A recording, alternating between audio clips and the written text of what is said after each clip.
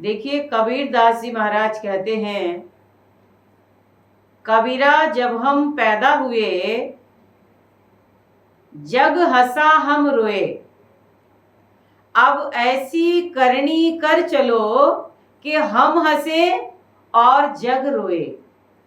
यानी वो महान संत हमें चेतावनी देना चाहते हैं, बताना चाह रहे हैं कि दुनिया के लोगों, जब हमारा जन्म होता है संसार में तो हम रोते हैं, यानी एक बालक रोता है और बाकी लोग सब एक दूसरे का मुंह मीठा कराते हैं, सब एक दूसरे को बधाई देते हैं, मतलब लोग खुशियां मनाते हैं और आने वाला संसार में रो रहा होता है।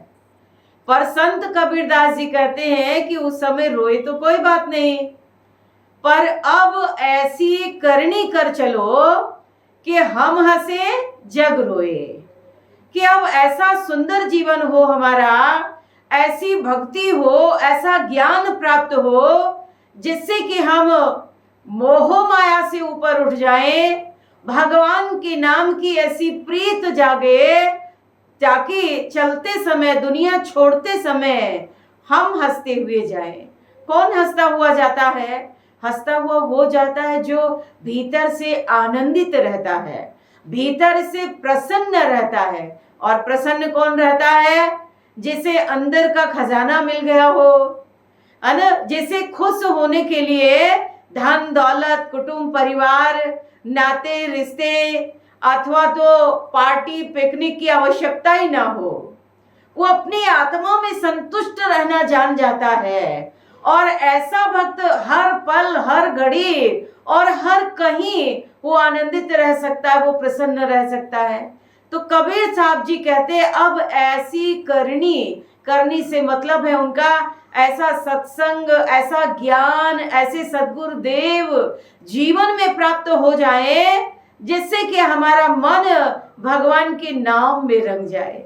अब नाम की बात आई तो देखो, बहुत सारे लोग माला फेरते हैं, भगवान के नाम का जप माला के सहारे करते हैं, पर उसके लिए कबीरदास जी ने चेतावनी दे डाली। वो कहते, माला तो कर में फिरे, जीभ फिरे मुख माहे, मनुआ तो दसों दिस फिरे, भाई ये तो सुमरण ना है।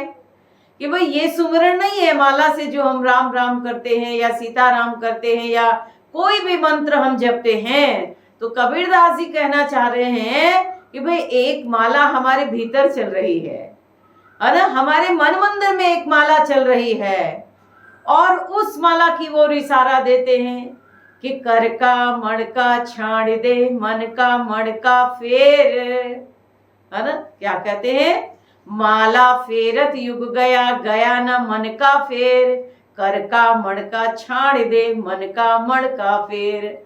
यानी भाई हाथ की माला घुमाते घुमाते वर्षों बीत गए, है ना, बचपन से बुढ़ापा आ गया, लेकिन अभी तक ये मन की हेरा फेरी मिटी नहीं, मन की चंचलता शांत नहीं हुई। तो अब क्या करना है? कैसे शांत होगा ये मन? तो कहते हैं कर का, यानी कर यानी हाथ, हाथ की माला को छोड़ दो, रख दो, और मन का मड़का फेर, यानी मन का मड़का, मन के अंदर एक माला चल रही है और उसका सुमरण करना सीख जाओ तो जो है बड़ा आनंद आ जाएगा। और इसका सबसे बड़ा फायदा ये होगा, कहीं भी और कभी भी, है ना, भगवान के नाम का सुमरण कर सकेंगे। तो देखिए, संत महान पुरुष हमें जगाने का जो है उपक्रम करते हैं, जगाने की बड़ी कोशिश करते हैं। कबीर साहब जी ने तो यहाँ तक बताया कि कहता हूँ कह जात हूँ, कहूँ बजाए ढोल, श्वासा खाली जात है, तीन लोक का मोल। वो कहते भाई मैं कह रहा हूँ, ढोल बजा बजा के मैं चेतावनी दे रहा हूँ, सबको जगाने का प्रयास कर रहा हूँ। क्या जगा रहे हैं? कि श्वासें बड़ी कीमती है, श्वासों का कोई भरोसा भी नहीं है, और ये एक भगवान का ऐसा दिया हुआ उपहार है जो आपको कहीं बाजार में, दुकान में नहीं मिल सकता है। इन श्वासों की कहीं फैक्ट्री नहीं होती है, अपनी श्वास चल रही है तो डॉक्टर के इंजेक्शन और जो है सिलेंडर, ये सब काम करते हैं, ऑक्सीजन सिलेंडर इत्यादि, मशीनें इत्यादि। लेकिन अगर अपनी श्वासों की गिनती पूरी हो गई, अपना जीवन ही पूरा हो गया, तो कहते हैं वहां पर कोई दवाइयां, कोई ऑक्सीजन गैस, कुछ भी, कोई मशीनें व्यक्ति को जीवित नहीं कर सकती हैं। तो कबीरदास जी महाराज हमें चेतावनी देते हैं, ये श्वास कितनी कीमती है ना। उन्होंने ये भी बताया कि तेरी हीरा जैसी श्वासा बातों में बीती जाए, गंगा यमुना खूब नहाया गया न मन का मैल, और घर धंधों में लगा हुआ है जैसे कोल्हू बैल, तेरे जीवन की सब आशा बातों में बीती जाए। वो महान संत हमें बताना चाह रहे हैं कि आप भक्ति के लिए आप जो है व्रत करते हो, तीर्थ करते हो, पूजा करते हो, पाठ करते हो, गंगा यमुना में डुबकी लगाते हो, लेकिन इससे खास कुछ फर्क नहीं पड़ेगा। इससे बहुत टेम्परेरी लाभ होने वाला है। गंगा यमुना खूब नहाया गया न मन का मैल, मन का मैल धुलेगा नहीं इससे, और जब तक मन का मैल नहीं धुलेगा तब तक गोविंद कैसे मिलेंगे, श्री राम कैसे मिलेंगे, भगवान कैसे मिलेंगे? क्योंकि भगवान का तो यही है, मोह कपट छल छिद्र न भावा, निर्मल मन जन सो मोहि पावा, कि मुझे वही प्राप्त कर पाता है जो निर्मल मन वाला है। और मन निर्मल होना बहुत जरूरी है। शरीर को तो सब लोग धोते रहते हैं, शरीर को तो सब लोग संवारते रहते हैं, लेकिन संत कहते हैं कि भाई मन को सुधारना है, मन को संवारना है, मन को सजाना है। कौन सी गहने से? नाम रूपी गहने से, ज्ञान रूपी आभूषण से इसको सजाना है। तो इसके लिए भाइयों और बहनों हमें थोड़ा चिंतन करने की जरूरत है। कबीरदास जी जो बताते हैं, तेरी हीरा जैसी श्वासा बातों में बीती जाए, वो कहते हैं जगत बिंदु के कण कण में एक उसे पहचान, सब में भगवान समाया हुआ है न, हर कण कण में राम समाया हुआ है। हर घट मेरा साइया सुनी सेज न कोय, बलिहारी व हृदय की जागट प्रगट होए। वो हृदय धन्य है जिस हृदय में प्रभु प्रकट हो जाते हैं, जिस हृदय में उनका दर्शन दीदार होने लग जाता है। तो वो दर्शन पाना जीवन का परम धर्म है, परम उद्देश्य है, और ये सदगुरु की कृपा के बिना नहीं प्राप्त होता है। सदगुरु हमें कैसे चाहिए? सदगुरु केवल शब्द के अर्थ ही नहीं समझाएं, इन दोहावली का सार ही नहीं समझाएं, बल्कि ऐसे सदगुरु चाहिए जो हृदय मंदिर में प्रकाश कर दें, कि गगन मंडल के बीच में झिलमिल झलके नूर, निगुरा महल न पाइया पहुंचेगा गुरुपुर। गगन मंडल के बीच में, यानी अपने हृदय के आंगन में, हमारे मन मंदिर में, है ना, बड़े झगमग ज्योति जल रही है, ढोल नगारे बज रहे हैं, वहां पर अमृत की वर्षा हो रही है।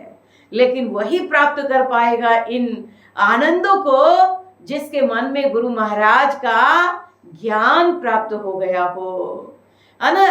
गुरु महाराज जी अज्ञान का पर्दा हटा देते हैं, महापापी को भी पावन बना देते हैं साधुजन, हृदय में ज्ञान की ज्योति जला देते हैं साधुजन।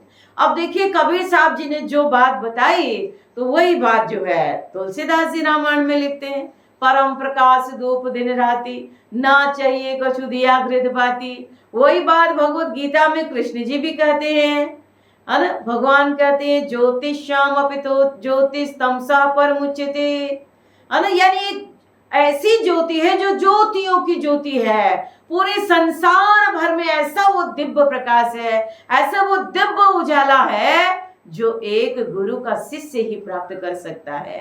तो आवश्यकता है कि हम भी उस ज्ञान को प्राप्त करें, क्योंकि जीवन जा रहा है। संत कहते हैं उठ जाग पियारी का सोवे, रैन गई काहे दिन खोवे, है ना। कि भाई रैन रात्रि होती है सोने के लिए, पर रात्रि बीत चुकी है, अब जागने का समय आ गया है। जागो रे जिन जागना, अब जागन की बार, है ना। ये जागने की बेला है, ये जागने का समय है। तो अब हमें जागृत बन करके उस सत्य को पहचानना है, जिस सत्य के लिए संतों ने हमें बार बार चेतावनी दे दिया है। घट में है सूझे नहीं लानत ऐसी जिंद, तुलसी या संसार को भयो मोतिया बिंद। देखिए वो भी वही बात कह रहे हैं। अरे कबीर जी की ही बात का सारे संत अनुमोदन कर रहे हैं, क्योंकि कबीर साहब जी एक सत्य जानने वाले, मर्म को जानने वाले, तात्विक बोध प्राप्त करने वाले एक महान संत थे। और उसी वाणी को सब संतों ने अपने अपने माध्यम से समझाने का प्रयास किया है। लेकिन केवल गाते रहने से काम नहीं चलेगा। कबीरदास जी कहते, कबीर का गाया जो कोई गावे, तीन लोक में भटका खावे। कि केवल मेरी वाणी जो केवल गाते रहेंगे, रटते रहेंगे, पढ़ते रहेंगे, उस पर अभिमान करते रहेंगे, तो कहते उनकी 84 नहीं मिटेगी, है ना, उनके कर्म के बंधन नहीं कटेंगे और वो ऐसे ही जन्म मृत्यु के चक्र में झूलते रहेंगे। पर कहते कबीर जी का गाया जो कोई बूझे, तीन लोक की वाको सूझे। कि जो कबीर जी समझाना चाह रहे हैं उस ज्ञान को अगर प्राप्त कर लिया, साधना करने लगे, ध्यान करने लगे, आत्म अनुभव, आत्म सुख प्राप्त होने लगा, तो कहते तीन लोक की वाको सूझे। यानी फिर उसके सारे प्रश्नों का समाधान हो जाता है, फिर उसके सारे विकार मिट जाते हैं, है ना। बड़े दिव्य अनुभव होते हैं, जिससे कि जीवन धन्य हो जाता है। तो भाइयों और बहनों, देखिए कबीर साहब जी को हमें मानना है, आदर सत्कार करना है, लेकिन कबीर साहब जी जैसा कहते हैं, है ना, वैसा हमें उस अनुभव ज्ञान को प्राप्त करने वाले ऐसे श्रेष्ठ सदगुरुदेव, ऐसे ज्ञानी तत्वज्ञानी सदगुरुदेव के पास में, उनकी शरण में जाना होगा। और तब वो हमें वो दुर्लभ ज्ञान देंगे, जिस ज्ञान के लिए कहा है कि भाई ज्ञान के समान तो कुछ संसार में है नहीं, है ना। ज्ञान के समान कोई जानने योग्य, पाने योग्य वस्तु नहीं है। ऐसा ज्ञान हमें सदगुरुदेव की कृपा से प्राप्त होता है। तो ये प्राप्त करना मानव जीवन का परम धर्म है, परम उद्देश्य है। संसार में हम आ गए, हमने जन्म ले लिया और हम जीवन जीने के लिए सर्विस कर रहे हैं, बिजनेस कर रहे हैं, कुटुंब, परिवार, नाता, रिश्ता, बहुत कुछ, जीवन की सारी सुख भोग सामग्री इकट्ठी करने में ही हमारी सारी जिंदगी चली जाती है ना। बालपन गया, युवापन गया, वृद्धावस्था गया और फिर मृत्यु अवस्था आ जाती, फिर हम मौत के मुंह में चले जाते हैं। तो कबीर साहब जी कहते हैं कि इसके लिए ये जीवन नहीं मिला है, ये जीवन मिला है इस जीवन को धन्य बनाने के लिए, इस जीवन में उस सत्य को, उस सार को पहचानने के लिए।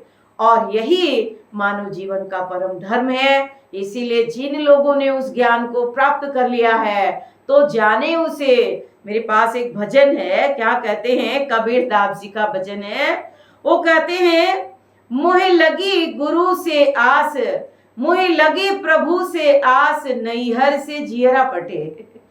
यानी कहते हैं कि मुझे परमेश्वर के दर्शन की आस लगी है, उस प्रभु से मिलने का प्यार जागा है मेरे अंदर। और नैहर, नैहर मतलब ये संसार, नैहर मतलब ये जीवन, ये शरीर, है ना। कहते हैं यहाँ से अब मेरा मन उब गया है, यहाँ से मेरा मन उठ गया है।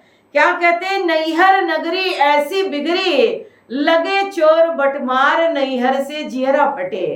क्या कहते हैं, ये नैहर नगरी बहुत बिगड़ गई है ना। ये जो पीहर है, ये जो नैहर है, यानी नैहर इसलिए, पीहर इसलिए क्योंकि इसके प्रति बड़ा मोह हो गया है लोगों को, है ना। जैसे कन्या को अपने माता पिता के घर से लगाव होता है, वो जाना नहीं चाहती है, ऐसा ही लगाव इस संसार से, इस शरीर से, इस जीवन से, इन भोगों से हो गया है। इसीलिए कबीर साहब जी ने इसे नैहर नाम दिया है, नैहर से जियरा फटे। क्या कहते हैं, अब की गौनी फिर नहीं औनी। कि एक बार प्रभु से मिलन हो जाए, एक बार मोक्ष की प्राप्ति हो जाए, मुझे इस दुनियावी झंझट में दोबारा आना ही नहीं है ना, क्योंकि यहाँ जन्म के सामने मृत्यु खड़ी है, यहाँ स्वास्थ्य के सामने रोग दोग खड़े हुए हैं, यहाँ प्रेम के सामने धोखा, नफरत, स्वार्थ खड़ा हुआ है। इसीलिए कबीर साहब जी कहते हैं इस नैयर में मुझे लौटकर आना नहीं है, मुझे प्रभु के धाम जाना है मुझे। और ये धाम जाने की जो बात है, ये मरने की बात नहीं कर रहे हैं कबीरदास जी। इस बात को जरा आप लोग समझो। वो ये नहीं कहना चाहते कि मर जाएंगे तो हमें सुख मिलेगा। बहुत लोग आत्महत्या कर लेते हैं, मर जाते हैं। वो ऐसे भी अपनी जिंदगी जीते जीते माया समेटते समेटते लोग मर जाते हैं, है ना। तो क्या मरने के बाद भगवान मिल जाता है? क्या मरने के बाद हमें जो है सारे दुखों से छुटकारा मिल जाएगा? नहीं, मरने के बाद ये जीवन भर का डाटा साथ जाएगा, जीवन भर का कर्म पुण्य पाप संग जाएंगे और उसके अनुसार फिर अगला जीवन मिलेगा। फिर आगे हमें भोगना पड़ेगा, कभी नरक में, कभी मनुष्य शरीर में, कभी जानवर शरीर में। तो संत मरने के लिए नहीं कर रहे हैं, जीवत समझो, जीवत बूझो, जीवत करो विश्वासा, है ना। कहे कबूर मुए गुरु लोभी, झूठा दे विश्वासा। कबीरदास जी कहते हैं कि भाई जीते जी उस मोक्ष को जानना है, समझना है, जीते जी हमें मुक्ति पानी है, मरने के बाद की बात नहीं कर रहे हैं। 5 तत्व का बना तंबूरा, ये जो शरीर है इसी को तंबूरा बताया है कबीरदास जी ने। 5 तत्व का, 5 तत्वों से ये शरीर जो है बना हुआ है। और आगे काल खड़ा, कहते हैं काल इस पे वार करने के लिए, इस पिंजरे को, इस तंबूरे को तोड़ने के लिए तैयार खड़ा है। यानी वो कह रहे भाई जीवन की कोई गारंटी नहीं है, जिंदगी का कोई भरोसा नहीं है। आगे बताते हैं इस नगरी में 10 दरवाजा, ये जो काया नगरी है इसमें 10 दरवाजा है। इस नगरी में 10 दरवाजा और बीच समुंदर घाट। कितनी अद्भुत बात है, इतने छोटे से शरीर में समुद्र कहां से आ गया भाई। और वो कह रहे हैं बीच समुंदर घाट, यानी समुद्र का मतलब है उनका कि ये जो संकल्प विकल्प का जो है लहरें उठती रहती है मन में, दुनिया भर के विचारों का बवंडर आता रहता है मन में, यही समुद्र है जिसमें मनुष्य डूब रहा है ना। कहते हैं ना वो बहुत व्यक्ति विचारों में खोया था, विचारों में डूबा था। डूबा तो वही जाता है ना जहां समुद्र जैसा पानी हो, है ना।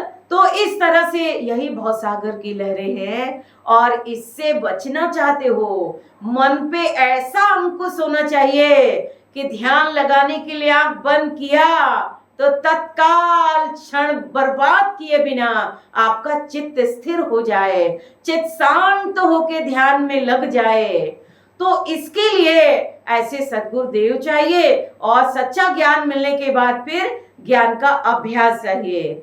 आगे कबीरदास जी कहते, कहे कबीर सुनो भाई साधो, कहे कबीर सुनो भाई साधो, ये पद है निर्वाण, यानी ये निर्गुण पद है, ये मोक्ष की प्राप्ति कराने वाला है। ये छोटा मोटा ज्ञान की चर्चा नहीं है इस पद के अंदर। इसके अंदर सारे भव बंध से छुटकारा पाने वाला तत्व समझाया जा रहा है।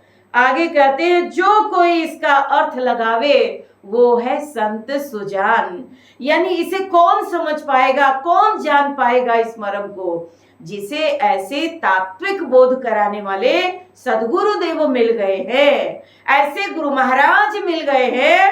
वो बड़ी आसानी से इसका अर्थ जानेगा भी, समझेगा भी और अपने हृदय में चलने वाले समुद्र को शांत भी कर लेगा, है ना। क्योंकि जब भगवान का दर्शन होने लग जाता है, जब हृदय में प्रभु के चरणों से तार हमारा जुड़ जाता है तो सारे विचार शांत हो जाते हैं और भक्त बड़े सुंदर अनुभव प्राप्त करता है। तो भाइयों और बहनों, ये जीवन बड़ा अनमोल है, बड़ा जो है बेशकीमती है। ऐसे बेशकीमती जीवन को धन्य बनाने की प्रेरणा हमें कबीरदास जी महाराज दे रहे हैं। और आज जो है सदगुरुदेव श्री सतपाल जी महाराज जो समय के सदगुरु हैं, है ना, समय के, वर्तमान समय के सदगुरुदेव हैं जो उस ज्ञान का प्रैक्टिकल रियलाइजेशन कराते हैं, तात्विक बोध कराते हैं। इसीलिए ऐसे रहस्य में जो है वाणियों को, पदों को यदि आप समझना चाहते हैं, जानना चाहते हैं, तो हमारा यूट्यूब चैनल है, मानव धर्म यूट्यूब चैनल, जिसको जो है आप ओपन करें और खोलें, और उसमें आपको ऐसे बहुत सारे मार्मिक विचार, मार्मिक सत्संग और श्री गुरु महाराज जी के सत्संग, दर्शन, इन सब चीजों से प्राप्ति हो सकती है। तो मैं अपनी वाणी को यहीं विराम देती हूँ। आने वाले कबीर दास जी के पावन जयंती, पावन जन्मोत्सव की मैं सारे भक्तों को बहुत बहुत बधाइयां देती हूँ। ऐसे संत देखिए हमारे भारतवर्ष में हुए हैं, इसीलिए भारत की माटी का वंदन किया है संतों ने कि लाखों बार प्रणाम है मेरा भारत तेरी माटी को, तूने सदा संभाले रखा संतों की परिपाटी को। इन संतों ने यही लिखा है, ना कोई ऊंचा नीचा है, हर पौधे को धरती माँ ने अपने प्यार से सींचा है। लाखों ही युग आएंगे और लाखों ही जाएंगे, पर नानक मीरा सूर कबीरा के लेख न मिटने पाएंगे, इनके वचन ना मिटने पाएंगे। तो ऐसे महान संतों को नमन करते हुए मैं आप सबको जो है उनके पावन जन्मोत्सव की बहुत बहुत बधाई देती हूँ।